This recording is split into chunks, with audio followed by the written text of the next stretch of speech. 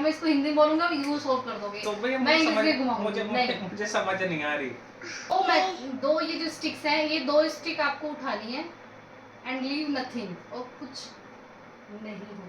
नहीं, मैं हिंदी में नहीं बताऊंगी। अरे यार देखो यार, नथिंग का मतलब क्या होता है? कुछ Nothing। नहीं। हाँ, तो अरे कुछ नहीं, ऐसा बनाओ कि कुछ नहीं बन जाए। नहीं यार, इससे बड़ा हिंट नहीं यार। इनकी कंपनी वाले लोग भी प्लीज देखें कि इन्हें इंग्लिश समझ नहीं आ रही है। देखो फोन पे चल रहा है। मूव टू स्टिक्स हाँ। And leave nothing. अब हिंदी में बताओ, बताओ।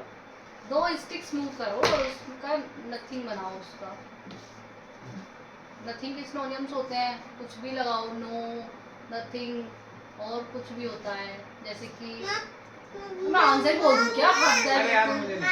कोई बात नहीं, अब आप देख लो, नहीं पता तो मैं बता दूंगी, आप पूछ लो। नहीं आ रहा मुझे। कुछ देखो, नथिंग का सिनोनिम्स मिल होता है। इतनी देर से बोल रही हूं, जो चीज आती नहीं है। मैंने क्या बोला? Move to sticks and leave nothing. Leave nothing क्या मतलब? नथिंग, नथिंग, नथिंग मतलब क्या होता है? Nil, nil, no.